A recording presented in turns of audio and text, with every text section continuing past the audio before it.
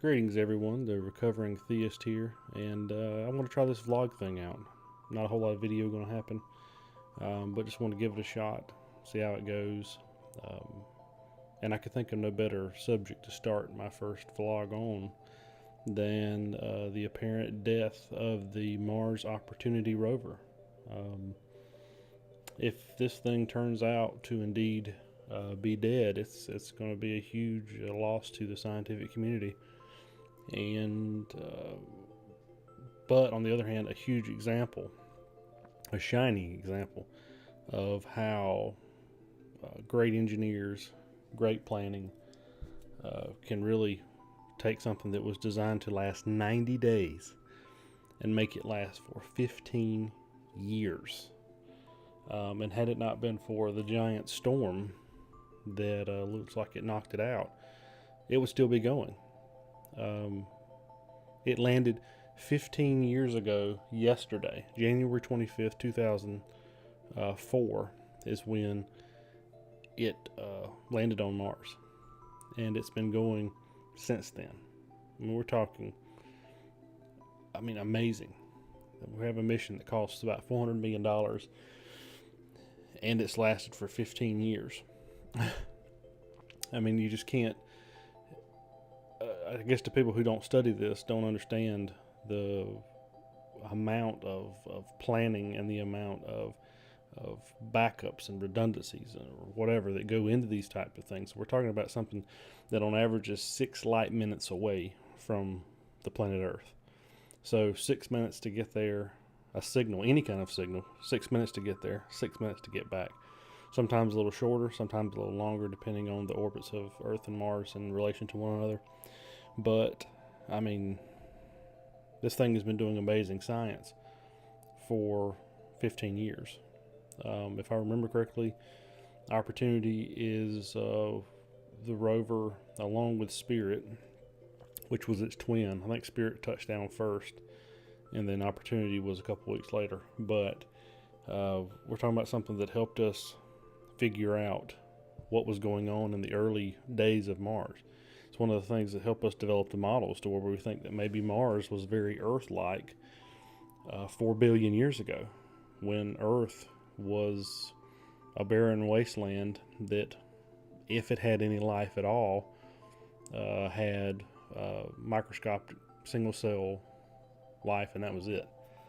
And it's one of the things that helped us, or helped some scientists come up with the theory of panspermia, which is where some scientists believe that life first developed on Mars, and through panspermia, which is basically the trading of organic material between planetary bodies, life was brought to Earth from Mars, maybe from a meteor impact or asteroid or whatever, and it slung it up into the atmosphere or up into space, and eventually made its way to Earth. And some of that, at least, has been corroborated in the fact that at least it's plausible that could have happened, because they found through testing on the International Space Station and other devices on the space shuttle and other probes that bacterium can live for years, potentially thousands or hundreds of thousands of years in their hibernation in space. Similar to something the way a tardigrade can do. Tardigrades, or the water bears is what they're colloquially known as, but something that can basically put itself into a deep hibernation mode and protect itself against the vacuum of space and the ultraviolet and all the other things in space that can kill you. Gamma ray burst, ultraviolet light, X-ray light. There's a pretty long list of things, and not to mention there's no atmosphere. The list of things that can kill you in space, and it's now been shown that at the very least, it's plausible that life could have survived between the planets.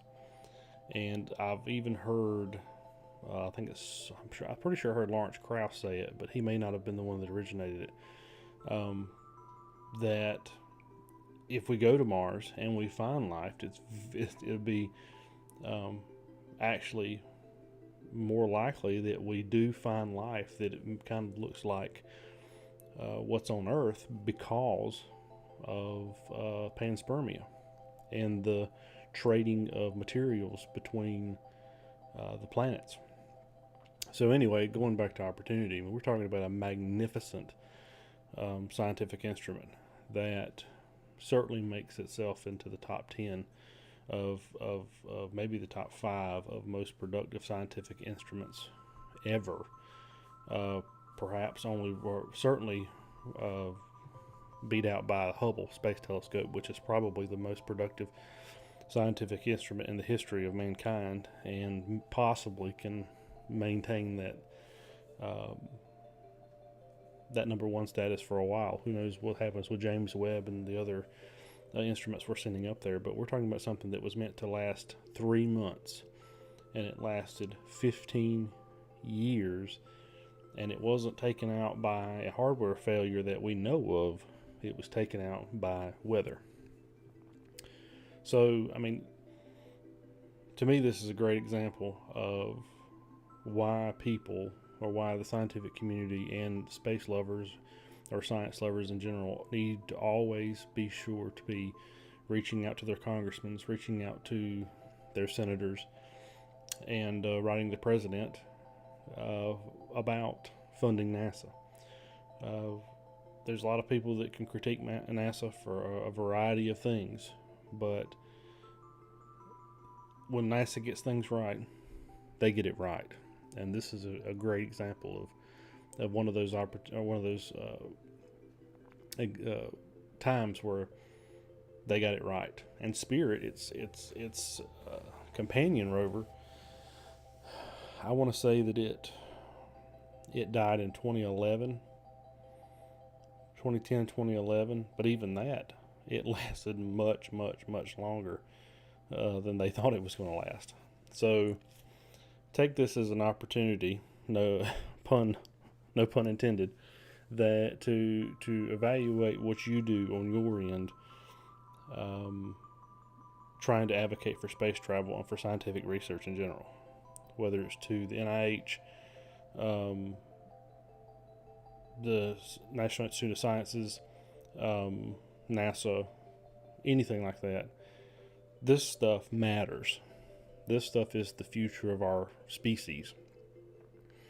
And most of the population don't understand it, don't care about it. And it's our job for those of us that do care about it to make others understand why this kind of thing is so important.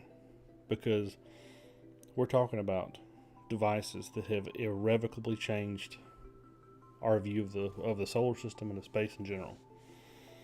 And there's lots of things we waste lots of money on here that in the grand scheme of our species or even our nation or even that year matter nothing to contributing to moving our society forward.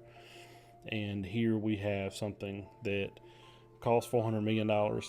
I'm sure the cost of the program over the span of the last 15 years, I'm sure they've spent a fair amount keeping the program active, and the scientists that have worked on it, employed at the JPL.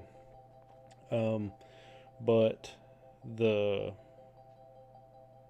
opportunity, and I keep saying that, but this is a great opportunity to show where investing in space can really change humanity, change the course of history, and that's a big deal.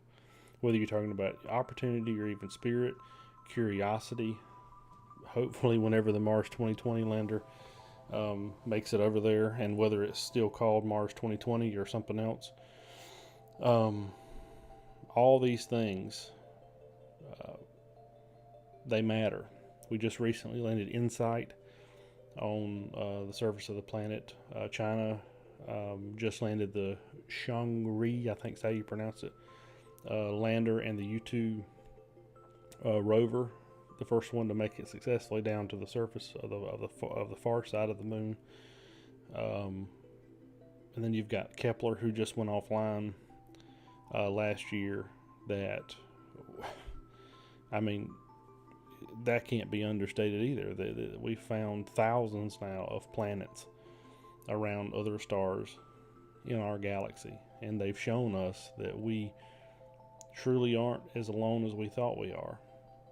And even if a small percentage of the planets that Kepler found even have the possibility of supporting life, that still is a momentous accomplishment. You've got Hubble, who's still limping along.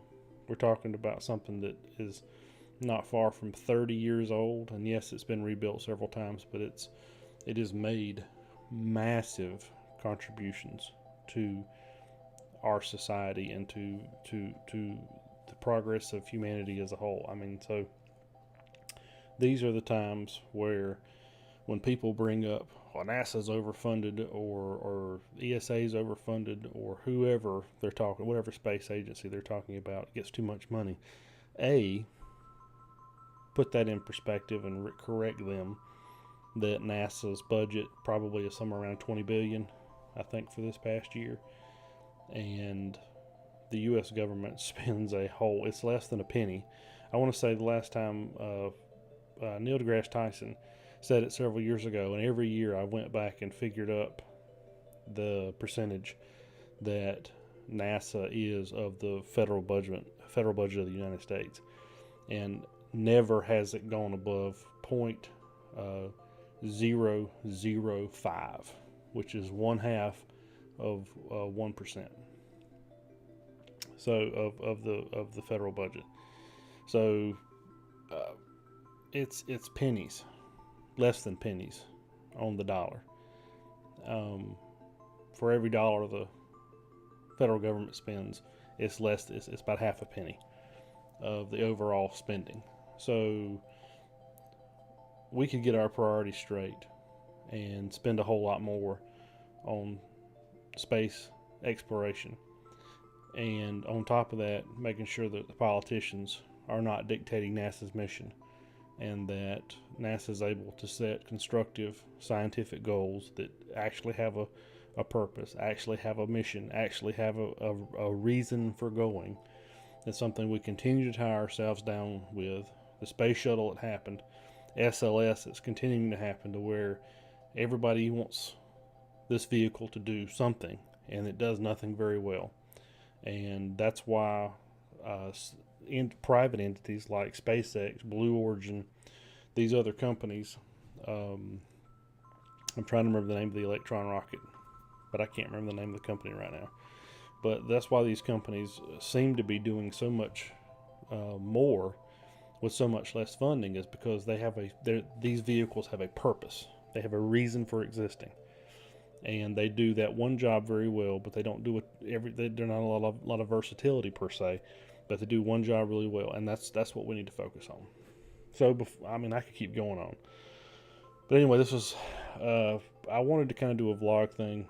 I want to do some, there's not a whole lot I can do to grow this channel. There's a lot of friends and family that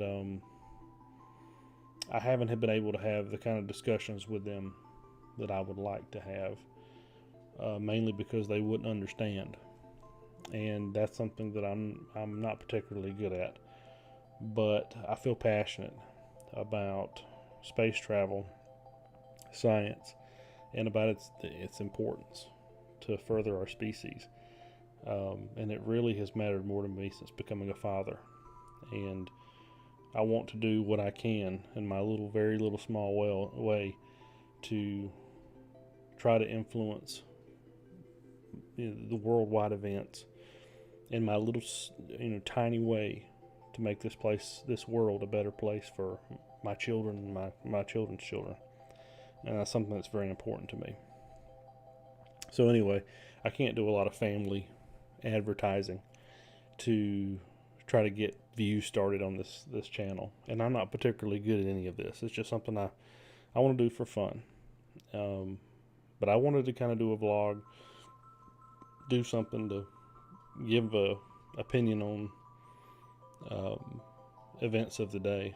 I've got some other stuff I want to talk about that I know, see how it works out. maybe do another one tomorrow, I'm not sure, or a day after that.